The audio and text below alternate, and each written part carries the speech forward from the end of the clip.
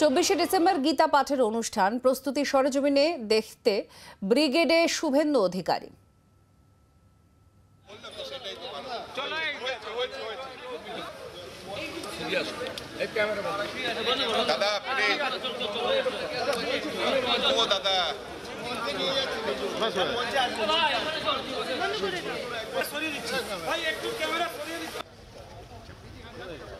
এখানে কোনো রাজনৈতিক কর্মসূচি নয়, তাদের এই মহান যজ্ঞে প্রত্যেকের আসা উচিত।